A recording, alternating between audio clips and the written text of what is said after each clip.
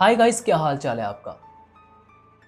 अक्सर लोग ये समझते हैं कि सड़कें बस रास्ते होती हैं, सफ़र करने के लिए बनी होती हैं, इंसान को एक जगह से दूसरी जगह पर ले जाने के लिए बनी होती हैं। लेकिन इन्हीं सड़कों में से कुछ सड़कें ऐसी भी होती हैं जो आपको कहीं पहुंचाने की बजाय आपको आजमाना शुरू कर दें। हमारे मुल्क में 80% लोग इस हाईवे के बारे में जानते हैं और 20% लोग इसके बारे में नहीं जानते, और जो लोग नहीं जानते उनमें शुमार होता था आदिल का। आदिल इस हाईवे के बारे में कुछ भी नहीं जानता था। वो हर हफ्ते की रात को एक रोड ट्रिप पर जाया करता था, और ये कोई पहला रोड ट्रिप नहीं था उसके लिए। हर रात, हफ्ते की रात को वो लाजमी जाया करता था, हर हफ्ते की रात को। ये जो हॉरर स्टोरी है ना, इस स्टोरी में आपको एक सबक भी मिलता है।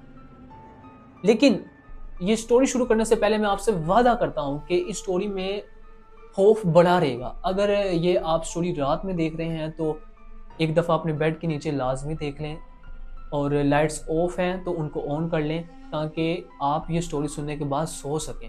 मेरा नहीं ख्याल कि आप ये स्टोरी सुनने के बाद सो पाएंगे। चलते हैं अपनी स्टोरी की तरफ। लेकिन ये वीडियो शुरू करने से पहले अगर आपने हमारे चैनल को सब्सक्राइब और वीडियो को लाइक नहीं किया तो लाजमी कर लें, ताकि आने वाली हर नई वीडियो सबसे पहले आप तक पहुंच सके। आदिल आदिल एक आम सा लड़का था, पढ़ा लिखा, समझदार, और उसकी कई सालों से रूटीन थी कि वो रोड ट्रिप पर जाया करता था। अक्सर वो ये बात भी कहा करता था कि मेरा सुकून, मेरी ज़िंदगी रोड ट्रिप में है, क्योंकि जो सुकून मुझे वहाँ पर मिलता है वो मुझे सुकून हफ्ते की किसी रात में नहीं मिलता। एक बार की बात है, आदिल अपने दफ्तर से वापस आया, खाना खाया, अपना सामान वगैरह पैक किया और रोड ट्रिप के जाने के लिए तैयार हो गया। रात के करीबन 11:30 बजे वो अपने घर से बाहर निकला, सामान वगैरह बाइक पर रखा, और ज़रूरी कुछ जो चीज़ें होती हैं वो अपने पास रखी, और रोड ट्रिप पर निकल गया। अच्छा, मैं आपको उस हाईवे के बारे में बताता चलूँ कि उसका मंजर किस तरह का था। दोनों तरफ पर दरख्त थे, और इतना अंधेरा था कि आप लोग अगर सामने खड़े शख्स को देखना चाहो आप नहीं देख सकते विदाउट लाइट। और आदिल की हिम्मत थी कि आदिल वहाँ पर जाकर अपना सफ़र तय कर रहा था, और उसने वहाँ पर एक पूरी रात गुजारी। शुरू में तो आदिल बिल्कुल आम दिनों की तरह सफ़र कर रहा था। शुरू के कुछ मिनट सब कुछ नॉर्मल था, सड़क बिल्कुल खाली, दूर दूर तक कोई गाड़ी, कोई बस, कोई बाइक बिल्कुल नज़र नहीं आ रही थी, और आदिल बिल्कुल रिलैक्स था। कुछ ही देर के बाद आदिल को ये एहसास हुआ कि मेरे पीछे कोई है जो मेरे साथ साथ चल रहा है। आदिल ने मुड़ के पीछे देखा, लेकिन पीछे कोई नहीं था। आदिल ने अपने दिल को समझाया कि यार ऐसा कुछ नहीं है, रात का सफ़र है, रात काफ़ी हो चुकी है, इस वजह से मेरा अपने माइंड को समझाने की उसने कोशिश की, और दोबारा ट्रिप पर ध्यान दिया, रोड की तरफ ध्यान दे दिया। कुछ फासले के बाद जब उसने अपने बाइक के साइड मिरर में देखा,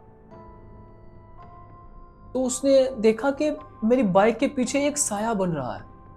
वो साया ना तो बाइक का है, ना किसी दरख्त का है, ना खंभे का है। तो साया था किसका? और अजीब बात यह थी कि साया आदिल की बाइक के साथ साथ चल रहा था। आदिल जब बाइक की स्पीड को बढ़ाता, वो साया भी उसी स्पीड के साथ उसके साथ चलता, और जब वो स्पीड को कम करता तो वो साया भी कम हो जाता। ये बात तो वाज़ेह हो चुकी थी कि ये कोई इत्तेफाक नहीं है। हाईवे पर मुकम्मल सन्नाटा। हेलमेट के अंदर आदिल को पसीने आ रहे थे। आदिल इतना पसीने से भीग चुका था जिसका कोई हिसाब नहीं। आदिल बहुत ज्यादा डर चुका था।